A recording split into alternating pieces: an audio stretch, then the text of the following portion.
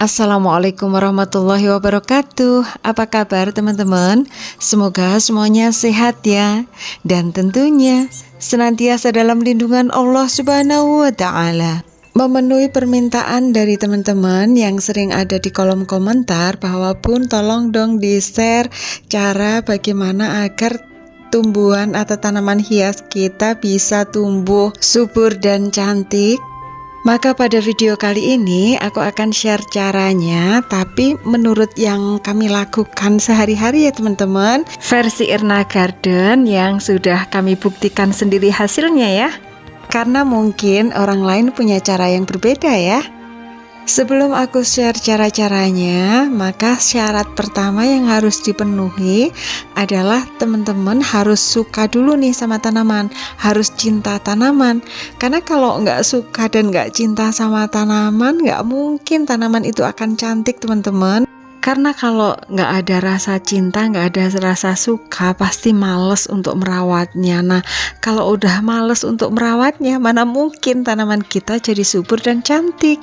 Adapun beberapa cara yang kami lakukan untuk mempertahankan kesuburan tanaman dan agar tanaman tetap bisa tampil cantik adalah: cara yang pertama adalah pastikan media tanamnya itu adalah media tanam yang subur. Kalau aku biasanya menggunakan campuran sekam, pupuk kandang, dan juga tanah. Kalau kompos yang aku bikin sendiri dari sampah dapur maupun sampah kebun itu masih ada stoknya, aku tambahin kompos itu. Kalau enggak ya hanya campuran 3 media tanam ini aja. Ini aja sudah subur kok. Cara yang kedua adalah pastikan lubang drainase pada pot yang akan kita gunakan itu mencukupi ya. Kalau aku beli pot yang buntu kayak gini teman-teman, sampai rumah pasti aku lubangi pakai solder. Cara yang ketiga adalah perhatikan penempatan berdasarkan kebutuhan tanaman tersebut akan sinar matahari. Jadi ada tanaman hias yang tahan dan bisa diletakkan di tempat yang full terkena sinar matahari mulai pagi sampai sore. Tapi juga ada tanaman hias yang porsi kebutuhan akan sinar matahari itu hanya sedikit. Kayak tanaman-tanaman aku yang aku letakkan di depan pagar ini teman-teman, semua tanaman di sini itu tahan terkena sinar matahari full mulai pagi sampai sore. Karena di area sini itu full ya cahaya mataharinya. Bahkan seperti tanaman bunga sepatu aku yang daunnya warna pink ini. Nah, kalau ia diletakkan di tempat yang teduh, daunnya itu warnanya hijau dan kurang sehat gitu teman-teman. Jadi dia nggak bisa mengeluarkan daun yang cantik warna pink dan juga variegata ini. Untuk jenis tanaman-tanaman yang berbunga, agar mereka bisa berbunga lebat itu butuh sinar matahari full ya teman-teman. Termasuk tanaman nyonya makan sirih atau nona makan sirih ini. Kecuali anggrek ya, kalau anggrek bulan itu kan nggak tahan sinar matahari. Tapi kalau anggrek dendrobium itu tahan terhadap sinar matahari full seharian teman-teman. Seperti punya aku ini aku tempatkan di tempat yang full terkena sinar matahari mulai pagi sampai sore. Dan alhamdulillah hampir nggak pernah berhenti berbunga loh. Jadi kayak ini bunganya udah rontok, muncul lagi spike dan knop yang baru gitu. Jadi sekali lagi untuk tanaman hias yang berbunga itu cenderung dia menyukai sinar matahari full teman-teman, seperti bunga bougainville, mawar, nusa indah, bunga asoka, bunga nona makan sirih, bunga lantana, bunga zinnia dan lain sebagainya. Sedangkan tanaman-tanaman bromelia aku ini teman-teman, yang di sini ini aku letakkan di tempat yang full terkena sinar matahari. Tapi sebenarnya bromelia itu bisa juga ditempatkan di tempat yang teduh. Dia tetap tahan di tempat yang teduh maupun di tempat yang sinar mataharinya full. Cuman kalau sinar mataharinya pas sedang terik-teriknya, kadang daunnya itu kayak gosong gitu teman-teman, kayak kering gitu. Tapi kalau diletakkan di tempat yang teduh, kurang cahaya atau kurang sinar matahari, dia tetap tahan, cuman warnanya itu yang pudar. Jadi warnanya itu pucat gitu teman-teman, nggak ngejreng gitu. Jadi yang di bagian depan rumah aku ini ada yang aku letakkan tanamannya di tempat yang full sinar matahari. Kemudian yang di depan sana itu ada plastik UV dan juga paranetnya. Sedangkan yang di sebelah kiri ini aku kasih paranet tapi tanpa plastik UV. Nah, gimana nih cara membedakan tanaman itu suka sinar matahari yang full atau enggak? Kalau aku dulu itu nyoba-nyoba gitu teman-teman. Kalau tanaman aku letakkan di tempat yang sinar mataharinya full, ternyata daunnya kosong, itu aku pindah ke tempat teduh gitu. Dan karena terbiasa, lama-lama akhirnya hafal tanaman apa aja yang bisa ditempatkan di tempat full sinar matahari dan apa yang nggak bisa. Tapi kalau teman-teman bisa browsing kok. Di Google banyak sekali tersedia informasi tentang hal tersebut. Atau mungkin lain kali aku buatkan videonya sekalian ya teman-teman, video tanaman-tanaman yang cocok ditempatkan di tempat yang full terkena sinar matahari dan tanaman yang cocoknya ditempatkan di tempat yang teduh. Oke, lain waktu aku buatkan videonya. Nah, kalau anggrek bulan ini jenis tanaman berbunga yang nggak bisa ditempatkan di tempat yang full sinar matahari ya, beda sama anggrek yang dendrobium punya aku tadi. Dan alhamdulillah ini hampir nggak pernah berhenti berbunga loh. Ketika tangkai-tangkai bunganya sudah rontok kayak gini, sudah muncul spike baru, sudah muncul kenop-kenop baru dan mekar akhirnya gitu. Anggrek bulan ini aku tempatkan di tempat yang di atasnya ada atap plastik UV dan juga paranetnya. Di sini dia cocok. Cara yang keempat adalah menjemur dan atau merolling tanaman. Jika teman-teman memiliki tanaman yang teman-teman letakkan di teras, maka secara bergantian untuk tanaman-tanaman yang tidak terjangkau oleh sinar matahari itu harus dijemur ya, atau dikeluarkan sebentar, mungkin 1 jam, biar mereka bercengkrama dengan sinar matahari pagi. Karena bagaimanapun juga mereka tetap butuh sinar matahari, kalau tidak pertumbuhannya nggak akan bagus teman-teman. Sekitar seminggu sekali secara bergantian tanaman-tanamannya kami jemur. Saat yang tepat untuk menjemur itu di pagi hari dan tidak usah lama-lama teman-teman. Biasanya kami menjemur itu antara pukul 7 sampai sekitar pukul 8 atau setengah 9 pagi. Kalau teman-teman mempunyai tanaman cadangan, maka bisa dilakukan rolling. Jadi yang di dalam ini kita keluarkan, kita ambil dari luar untuk menggantikan. Seperti bur lemak varigata aku ini, untuk mempertahankan warna varigatanya itu kan harus terkena sinar matahari ya, jadi aku rolling. Dan ini aku gantikan dengan tanaman pakis griwol, jadi tampilannya tetap cantik teman-teman. Nanti mungkin sekitar sebulan lagi gitu bisa di rolling lagi. Untuk teman-teman yang masih pemula, mungkin tanamannya masih sedikit, itu tentunya nggak bisa rolling-rolling ya. Jadi ditempatkan aja langsung tanamannya itu di tempat yang tepat.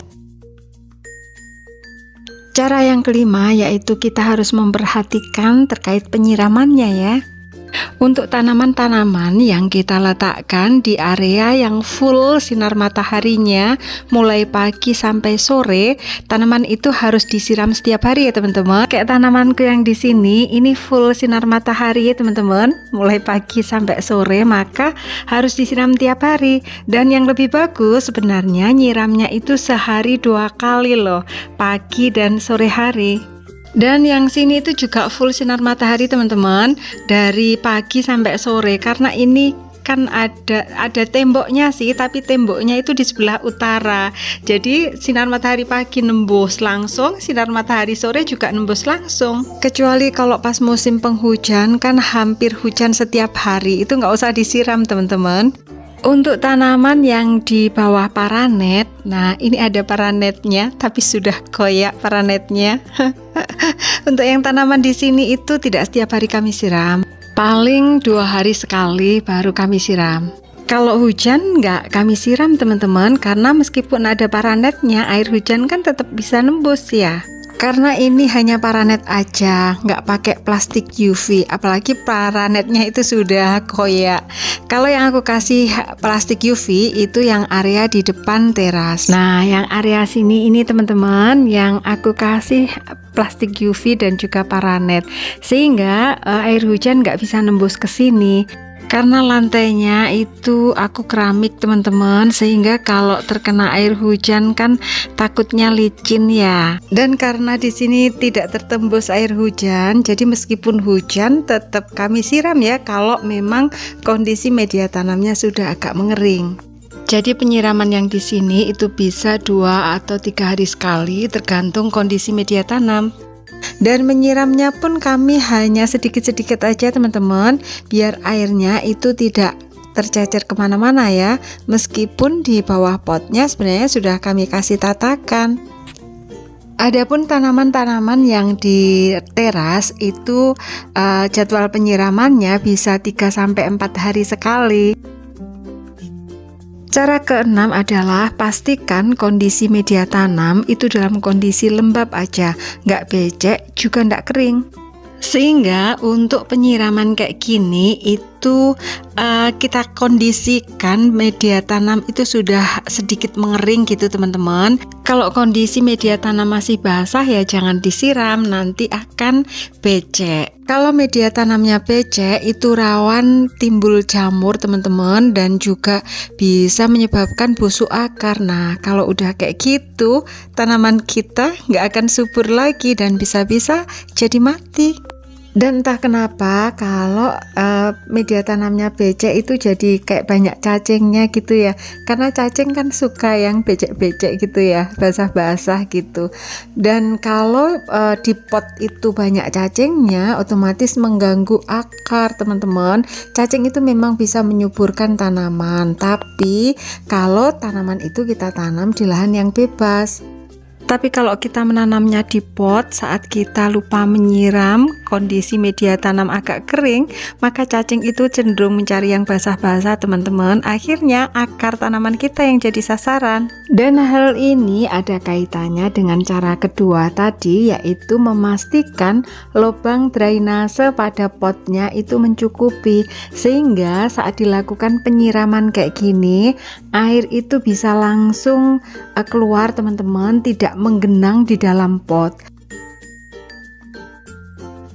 Cara yang ketujuh adalah menambahkan media tanam ketika kita melihat media tanam yang di pot itu sudah menyusut atau berkurang teman-teman. Oh ya, sebelumnya abaikan kurungan ayam yang ada di sini ya teman-teman. Itu kurungan baru dan nggak ada isinya, kosong. Nah, sementara kami letakkan di sini, belum kami pindah ke belakang. Media tanam di pot itu bisa berkurang atau menyusut itu karena beberapa hal teman-teman. Yang pertama mungkin karena sekamnya itu sudah lapuk dan sudah hancur sehingga jadi amblas gitu ya. Yang kedua mungkin pada saat kita menyiram media tanamnya itu larut atau luruh ke ikut air gitu. Makanya saat menanam itu di bagian alas potnya biasanya kami kasih styrofoam atau pecahan genteng atau ranting-ranting kering dan daun-daun kering. Dengan cara seperti itu maka air itu tetap bisa keluar dari pot, namun media tanam insya Allah tetap aman di dalam pot. Oh ya, ini bunga Wijaya Kusuma aku yang sudah mengering setelah beberapa waktu yang lalu mekar, dan sekarang sudah muncul bunga-bunga atau kuncup-kuncup bunga baru yang sudah siap mekar, teman-teman. Pokoknya bunga Wijaya Kusuma aku itu sering sekali berbunga.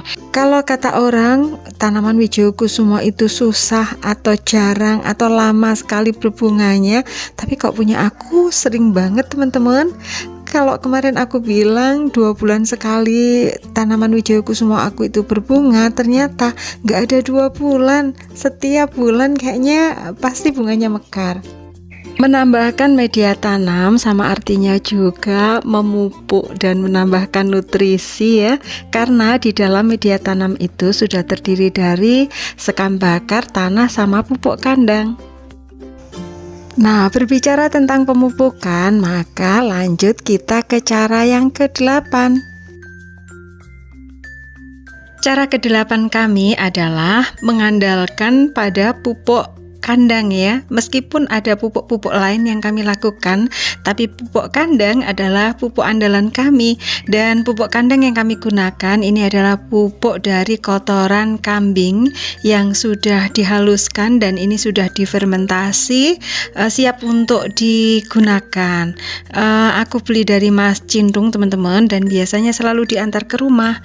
Karena aku nggak punya hewan peliharaan sendiri, makanya pupuk kandangnya harus beli ya. Ada sih ayam bekisar punya suamiku, hanya 3 ekor tapi. Dan rencana kami juga mau pelihara ayam petelur atau ayam KUB di kandang ini, tapi sementara belum kami bersihkan. Di sini masih terlalu rimbun juga. Mudah-mudahan nanti kalau sudah pelihara ayam, kotorannya bisa kita manfaatkan untuk pupuk. Ayam bekisarnya di sini di kandang penyelamatan tanaman, sementara ayam petelurnya nanti di kandang yang dicacat hijau-hijau itu, teman-teman, jadi bersebelahan tapi dibatasi oleh jalan setapak. Cara ke-9 adalah dengan membuat kompos sendiri di rumah ya. Teman-teman bisa membuat kompos sendiri di rumah masing-masing dan gampang sekali caranya. Sampah-sampah organik kami tumpuk-tumpuk aja di sini, nanti sekitar 5 bulan gitu insya Allah sudah jadi kompos. Kalau kita berkebun secara organik, wajib kita membuat kompos sendiri ya. Oh ya teman-teman, untuk sampah-sampah yang bagian atas itu masih terlihat utuh-utuh, belum jadi. Padahal kalau yang di dalam itu sudah jadi, teman-teman. Karena kalau yang di atas kan pasti kita tumpuin dengan sampah-sampah yang baru. Nah kayak gini, ini sebenarnya sudah bisa dipanen. Ini adalah bak pembuatan kompos yang pertama yang ada di sisi utara. Untuk bak pembuatan kompos kedua ini ada di sisi selatan. Ini sudah jadi kayak gini, sudah jadi tanah. Padahal bener-bener ini dari daun-daun, ranting-ranting, rumput kering, sampah dapur gitu ya, bisa jadi tanah. Dan ini sudah ditumbuhi juga bibit-bibit alpukat ini, teman-teman. Coba aku cabut ya. Nah kayak gini teman-teman, ini biji alpukatnya yang sudah numbuh. Kalau kompos yang kita buat itu sudah ditumbuhi oleh bibit-bibit tanaman, kayak biji-bijian itu sudah bisa numbuh, itu artinya komposnya sudah jadi, teman-teman. Jadi di dalam itu sudah tidak panas lagi, sudah prosesnya selesai gitu. Jadi komposnya sudah bisa dipanen dan langsung bisa diaplikasikan ke tanaman. Dan ini ternyata ada 3 biji alpukat yang sudah numbuh ini, teman-teman. Nah ini adalah bak pembuatan kompos ketiga yang ada di belakang rumah, tapi ini tempatnya itu ada di kebun depan dapur terbuka ala pedesaan. Di lantai atas kami juga membuat kompos di kompos bag kayak gini, teman-teman. Yang bagian atas itu memang belum jadi, masih terlihat utuh-utuh kayak gini karena setiap hari kita pasti menambahkan sampah-sampah baru. Kalau ada yang tidak organik kayak gini dibuang ya teman-teman. Ini tali masker. Biasanya kami manfaatkan untuk mengikat tanaman. Kompos bag ini mudah dibuka tutupnya karena ada resletingnya kayak gini, teman-teman. Dan kalau sudah resletingnya ditutup aman, teman-teman, nggak bercecer kemana-mana. Dan di bawah itu juga ada bukaannya. Nah kayak bukaannya kayak gini, Ini sudah jadi teman-teman, sudah bisa dipanen sebenarnya. Kalau nggak ingin bongkar-bongkar dari atas, kita bisa panen dari bawah sini. Nanti yang atas kan akan ambles sendiri ya. Ini hanya aku buka sedikit, tapi sebenarnya masih bisa dilebarkan ini bukaannya. Nah kayak gini teman-teman, sudah jadi ya. Cara yang ke-10 adalah memanfaatkan air cucian beras. Air cucian beras ini selain kami fermentasikan, kami jadikan POC atau mol. Kadang-kadang kami siramkan langsung ke tanaman. Kalau yang di area sini itu lebih untuk anggreknya ya. Dan alhamdulillah anggrek aku yang di sini itu hampir tidak pernah berhenti berbunga loh. Setelah kami siramkan ke anggrek, kalau ada sisanya baru kami siramkan ke tanaman yang lainnya. Adapun untuk pembuatan POC dari air cucian beras itu sudah aku buatkan video tersendiri. Silahkan teman-teman scroll-scroll ya kalau ingin tahu gimana cara membuatnya. Cara ke-11 adalah dengan memanfaatkan air kolam ikan untuk menyiram tanaman. Kalau teman-teman punya kolam ikan di rumah, silahkan manfaatkan air kolamnya untuk menyiram tanaman kita. Air kolam ikan dipercaya mengandung banyak nutrisi yang sangat dibutuhkan oleh tanaman. Seperti kolam ikan aku yang di sini, itu airnya selalu kami manfaatkan untuk menyiram tanaman-tanaman di sebelah-sebelahnya kayak gini ya. Ini adalah tanaman-tanaman yang ada di area dapur terbuka ala pedesaan. Tapi mohon maaf teman-teman, dapurnya masih berantakan karena belum kami fungsikan kembali ya. Next time akan kami tata lagi. Nah, termasuk kolam ikan kecil memanjang yang ada di depan teras ini ya, yang tadi udah aku perlihatkan di depan. Air kolam ini selalu kami manfaatkan untuk menyiram tanaman-tanaman yang ada di sekitarnya. Dan alhamdulillah tanaman-tanaman di sekitarnya semuanya tumbuh subur. Cara ke-12 adalah kita bisa membongkar dan juga mengganti media tanam ketika tanaman kita itu sudah tidak sehat lagi. Kalau tanamannya itu sudah tua, mungkin nutrisi pada media tanamnya memang sudah habis atau mungkin ada gangguan apa gitu. Dan ternyata di media tanamnya ini banyak sekali cacingnya kecil-kecil kayak gini teman-teman. Jadi itu tadi 12 cara yang bisa kita lakukan agar tanaman kita menjadi subur dan cantik. Terima kasih sudah menonton, semoga teman-teman suka ya. Dan semoga video ini bermanfaat. Jangan lupa like, komen, share, subscribe, dan juga aktifkan tombol loncengnya. Terima kasih. Wassalamualaikum warahmatullahi wabarakatuh.